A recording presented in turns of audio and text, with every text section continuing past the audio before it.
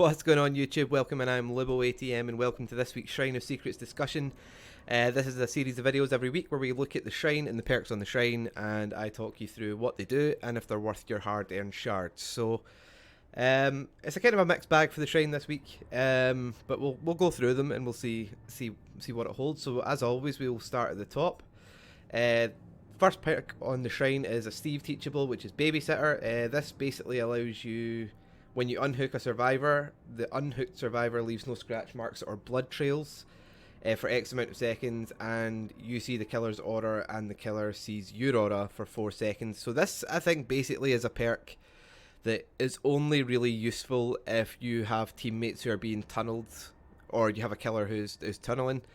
So if they're coming directly back to hook, it means that they can kind of get away from the hook immediately. You can't follow scratch marks and blood trails to chase after them. The downfall is obviously the killer has seen your aura, so you're probably the one that's going to get the next series of chases. It's an okay perk. It's I think is a good perk to have in the anti-tunneling area, but obviously it's quite difficult to kind of find out a reason to put this on, because basically it's a perk that puts you in the line of fire, if you know what I mean. Like you're saving a teammate, but you're putting yourself in the line of fire, and if you're not particularly strong at chase, or it's against a particularly oppressive killer, then you're kind of putting yourself in a bit of a bad zone. But other than that, I think it's a decent enough perk. I think it's probably more of a, if you're playing with friends and you've got maybe like a newer player, and ironically called Babysitter. But if you've got like a newer player in who's a kind of lower rank and you want to kind of buy them some time and you can take some of the aggro, I think it's good for that. But I play solo queue mostly. I couldn't think of a reason to run this while I'm running solo queue, because it just basically, as I said, puts you in the line of fire too much. So moving on, we've got the next perk, which is the first killer teachable, which is a doctor teachable, which is monitor and abuse. Basically what this does is it increases your terror radius by 8 meters when you're in a chase. It decreases your terror radius by 8 meters when you're not in a chase, and it increases your field of view when you're not in a chase.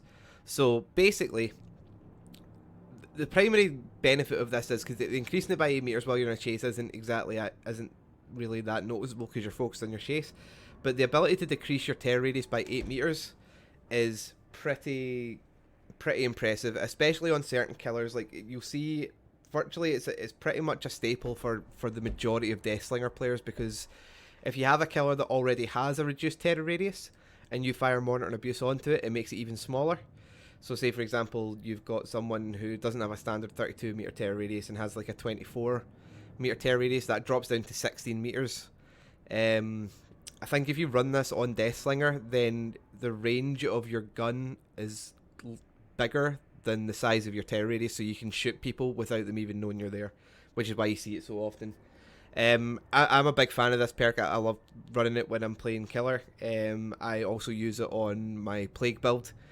Again, she's another killer that benefits from having a reduced terror radius. It's not as easy because you can see like the smoke and the incense coming off our weapon, but yeah, if you can hide yourself, if it's like an indoor map or you can hide yourself well, then it gives you that kind of extra jump on survivors.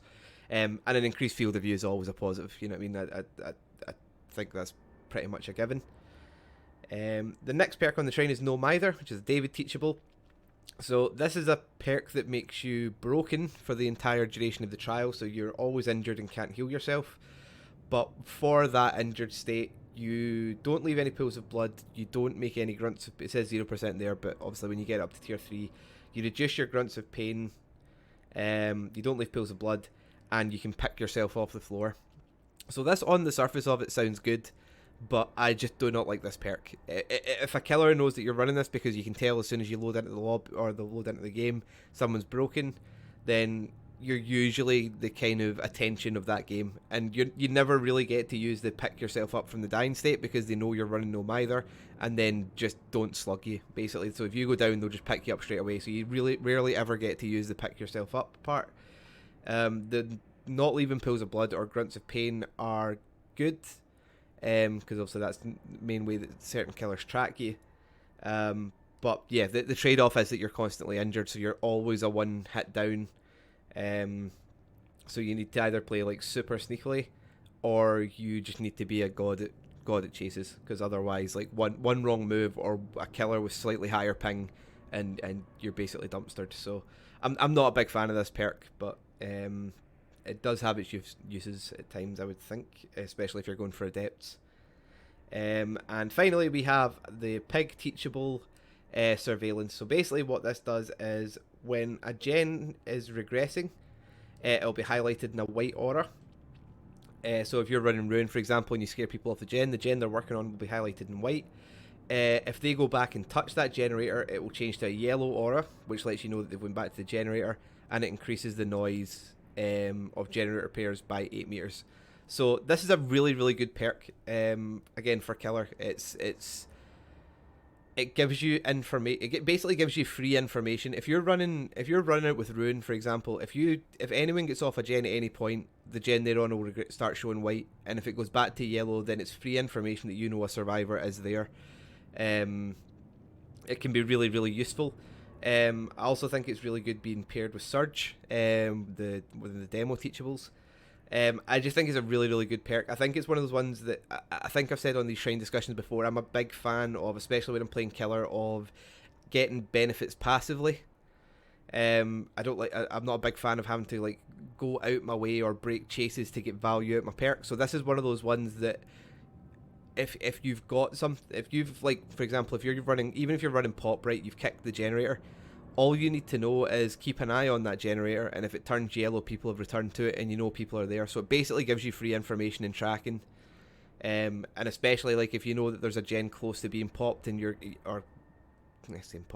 close to being completed, and you've kicked it, you know that people are going back to that gen. So it gives you that kind of a bit of additional info that you wouldn't normally have. Yeah, there's a lot of different perk combos you can throw together with this. On its own, it's probably not that strong because you have to like go out your way to kick gens to get any sort of use out of it. But with some certain perk combos, you can definitely get some really good value out of this perk, and I'm a really big fan.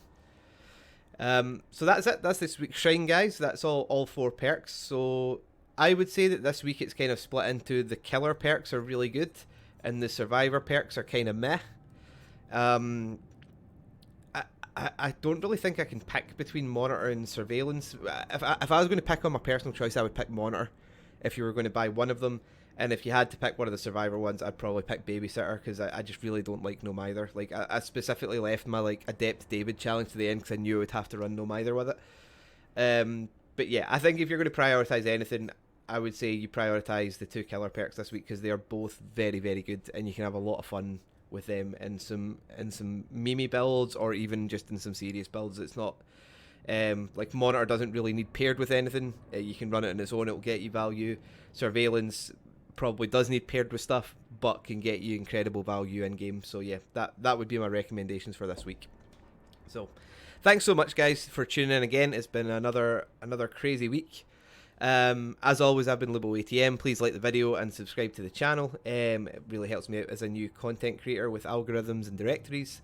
I stream a couple of times a week over on Twitch, where I play mainly Survivor, but I'll probably, as time's going on now, I'll probably start introducing more killer into that as well if you're interested. That's twitch.tv/LiboATM. And until I see you guys next time, peace.